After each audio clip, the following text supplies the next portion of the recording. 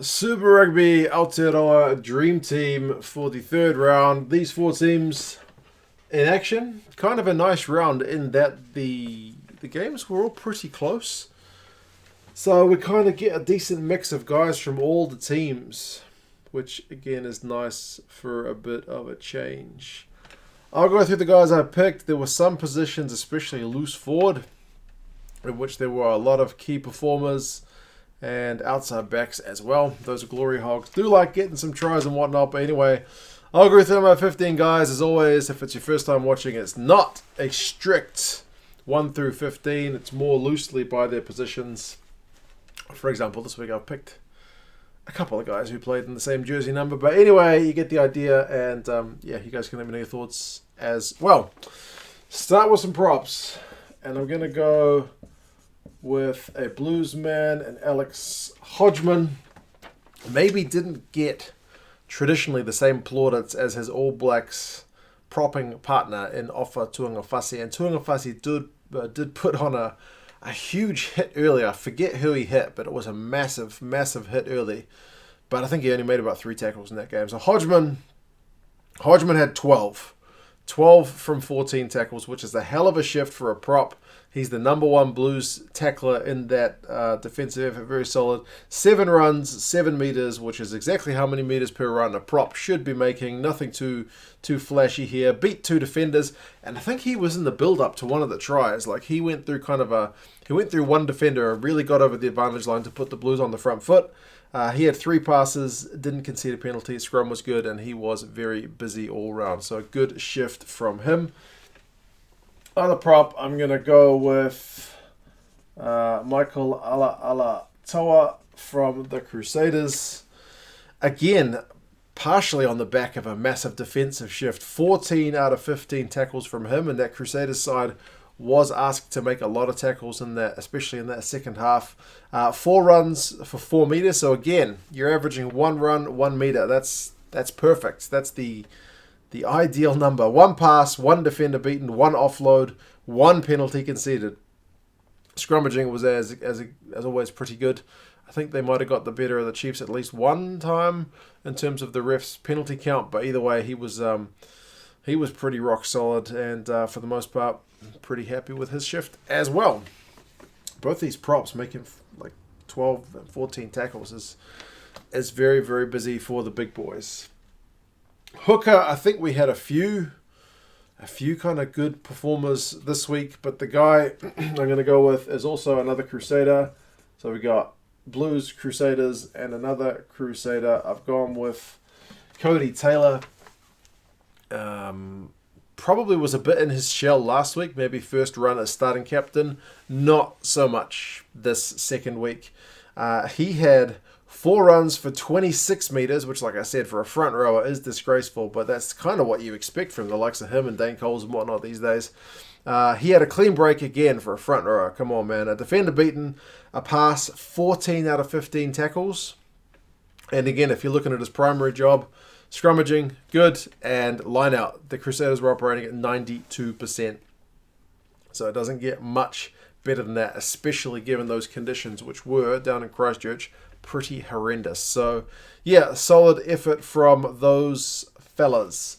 Second rowers, I've gone with Mitch Brown from the Chiefs as the first one. Arkoi was also very good. I'll give Arkoi a shout out as well. He was very, very good. But I've gone with Mitch Brown. He had 5 runs for 10 meters, which again for a rangy lock is also a pretty good shift. 3 passes, 10 from 10 tackles, which made him the number one Chief in terms of tackling. Remember, the Chiefs only made, I think, 80 odd, whereas the Crusaders had to make like 150. So 10 in that effort when they were largely in charge of the ball was pretty good. 4 line-out wins, also the number one Chief. I guess if there's a black mark on his effort, it's he did concede a penalty, which I think the Crusaders kicked for 3 points. So in a game that was that close, ideally you don't want to be conceding that penalty. But overall, good to have him back in the squad, as they were looking pretty shallow in terms of locking depth with Tyler Ardron injured and now leaving, and Retallick gone and whatnot. So yeah, Just had to re-record that line because my laptop turned off, because if you don't plug it in, it runs out of power. Other lock, I have gone with Josh Dixon from the Highlanders.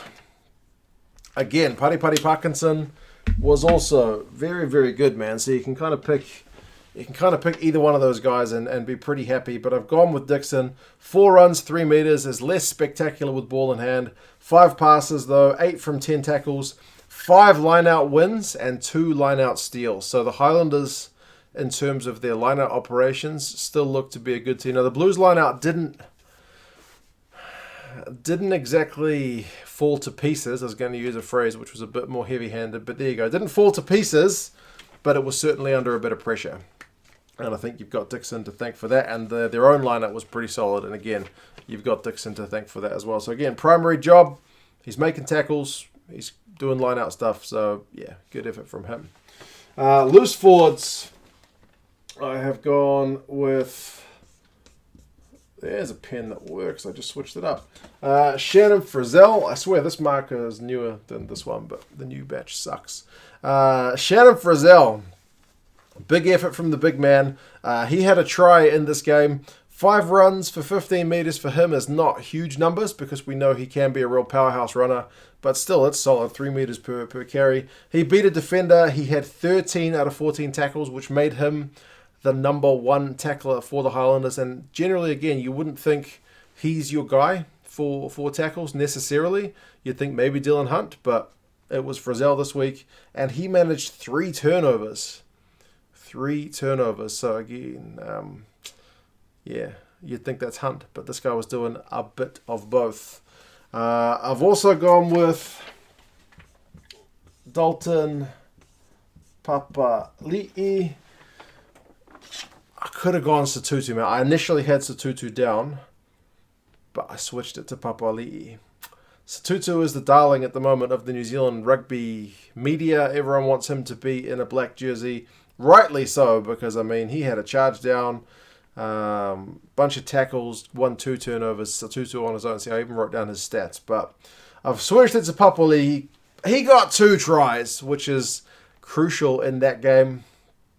He had 9 runs for 41 meters, which is phenomenal stuff. 2 clean breaks, had an offload, 9 from 10 tackles, and didn't concede a penalty. Remember the week before, silly penalty and yellow carded. This week maybe learned his lesson, not a 1, or maybe this week the refs were just being a bit kind of easier on the breakdown. But either way, good effort from him. And the last man, I've gone with a Crusader in Cullen Grace. 6 runs, 6 meters, and this is, I guess, an aspect of his game that you might like to see improve. He kind of reminds me of a few different guys, like maybe Matt Todd or even Luke Whitelock. And when you see his defensive stats, phenomenal. Gets turnovers. He only had 1 this game, but he still got a turnover. Gets tackles. He had 19. I mean, he missed 4, so that's 19 out of 23. But he's the number 1 tackler of the week, and you could pretty much put money on that to be the case most weeks, unless the Crusaders are going to really dominate the ball. But he loves tackling. Ball and hand stats, again, like I said, Luke Whitelock and Matt Todd, sometimes that's an area of their game that suffered. Both of them kind of worked on it throughout their careers. But yeah, the ball and hand stats are nothing flash. 6 runs, 6 meters, 2 passes. But the defensive stats are absolutely superb. So, yep. A spot for a hard grafter there as well, not just the flashy kind of try scorers. Number 9 was tricky, but I settled on Aaron Smith, one of the world's best 9s. I could have gone with Bryn Hall, who was also in pretty solid form for the Crusaders. They tend to split the minutes between him and Drummond a bit more evenly, though. Knock, I think, was a bit iffy at times. Good in patches, but then sometimes a bit weak for the Blues. So, yeah, I've kind of gone with Aaron Smith. Weber has not looked the same as last season. But Smith, I think, especially in the second half, he really helped drive the team forward. 2 try assists, which speaks to that. 5 runs, 3 meters is nothing flash, but 61 passes. Crisp as always. He might have had one or two hospital passes, but I think mostly pretty good. Then maybe that was Bryn Hall. 2 offloads, 5 from 6 tackles, so good effort from him. He still continues to drive that team forward, man. And this one may be a little bit of a controversial one. I've gone with Mitch Hunt. At 10. Now, admittedly, if he kicks that penalty at the end or gets that drop goal, the Highlanders at least go to golden point. But he missed. But I don't want that last sour moment to ruin the rest of his performance. And it can sometimes do that when someone stuffs something up right at the end. Even if it had been at the start, if he'd missed the penalty in the 3rd minute, you might not have noticed it that much. But he's still got a try, 3 conversions, and a penalty for 14 points. Remember, the Highlanders got 24 points. So he was a part of the majority of them. 8 runs for 46 metres is pretty good for a guy who's not necessarily that much known as a really running fly half. He had a clean break, 4 defenders beaten. 3 from 5 tackles is not that flash, but it's kind of par for the course this week. And I thought for the most part, he, again, especially in the second half, really kind of trying to boss that Highlanders team around alongside Smith. But yeah. Midfielders, another controversial one. I've gone with Rieko Ioane, another guy who got a yellow card. I generally don't pick the yellow carded guys, but maybe that yellow card ended up saving a try at that time, so maybe that's one you take.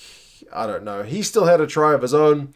He had 7 runs for 59 metres. He continues to be a threat with ball in hand, which is something we've seen since he's shifted to the midfield. He's not had a problem with the ball in hand stuff. He's going to be threatening. He doesn't necessarily need all that space out on the wing to burn guys. He can create his own opportunities from the midfield. It's the defensive areas of his game that maybe were a bit lackluster. This week, 6 from 6 tackles. Pretty happy with that. 3 passes, 2 defenders beaten, a clean break. Overall, pretty good numbers. Could have gone other people. I think Goodhue had really fantastic defensive numbers. Not so much ball in hand. But the other guy I'm going with is ALB. In a losing effort for the Chiefs. He generally puts up pretty good numbers no matter how the Chiefs go. 10 runs, 20 metres. For him, is not that flash. 2 defenders beaten. 9 passes shows you how much ball they kind of cycle through him. If you compare that to Rico's 3. 7 from 7 tackles and 1 a turnover. So it's not a spectacular performance by any means, but it's industrious and he continues to just kind of keep his level. Sometimes he blasts it, and sometimes on a night like that when it was that wet, I thought he probably played a pretty good game. Outside backs, I've gone with Caleb Clark. He continues to impress, that young fella. He had a try and a try assist, so very crucial performer in that Blues performance. He's the one who set up Rieko Ioane. 7 runs for 77 metres.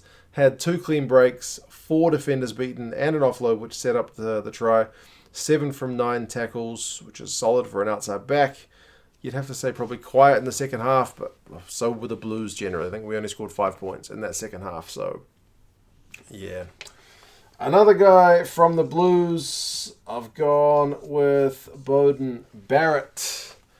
I think largely on his kicking display. I think he was kicking, I read a tweet that said he was kicking 45% on his left foot that night. So making use of both feet, which keeps the defence on their toes. You don't know which side to charge them down on. 8 runs, 35 metres, beat a defender, had an offload, 7 passes, 3 out of 4 tackles. Nothing that startling in the numbers themselves. And he was probably a bit lucky that Nadeke didn't get that try when he managed to keep the ball in play. But, man, did they make the Highlanders fullback, his name Gregory, he had a horrible time. It was all the Blues guys. Any guy who put boot to ball was putting him under horrendous pressure. So, yeah, you got Beauden to thank for quite a lot of that, to be honest. And he did a similar thing against the Chiefs the week before. He was really just good with putting boot to ball. And remember I said I picked a couple of guys in the same jersey number? Well, another one of them is Will Jordan, so another fullback. He's maybe player of the weekend. If it's a fantasy team, you probably make him captain to get maximum points. 2 tries, 10 runs, 98 run meters, which is the highest of the week, despite those weather conditions. And I always say the fullbacks get some free meters because they get a few meters to run before they run into the defensive line coming at them. But 98. Remember, Barrett's at 35 and he's playing in the same position. 2 clean breaks, 4 defenders beaten, 2 from 2 tackles. He was everywhere. He did concede a penalty and he did cough up the pill 3 times. But for the most part, you would have to say a very, very good effort from Will Jordan. That guy just needs to stay injury-free and get more minutes under his belt. A few honourable mentions. I mentioned Satutu. He had that charge down. He had a couple of penalties conceded, but he had those tackles and 2 turnovers. Makele Tu'u from the Highlanders, also a powerful game, and managed 4 turnovers, which on its own maybe could sneak his way onto the board as well. Sevu Reece had 2 try assists for the Crusaders in a pretty low-scoring game. You know, he did very well under that high ball, and he took that quick line-out, very quick thinking. Akoi, I mentioned for the Chiefs. He was a good line-out steel man. Some people said Gregory was the man of the match for the Blues, despite the fact that he was playing for the Highlanders. There's a bin coming up my driveway, as I mentioned, Gregory. I feel sorry for the guy, man. He needs just time to adapt. We'll give him a week. He'll probably be on the bench or maybe not in the squad for the next one, but give him some time. He'll come right once he gets back into 15s mode. What do you guys reckon? Guys you would have had in. Other honourable mentions, guys you wouldn't have had here. Would you had James Parsons at 2? Maybe Ash Dixon? Nobody's going to say Parsons. But anyway, you guys let me know what you thought of the games, the players, and yeah, I'll talk to you again soon. See you later.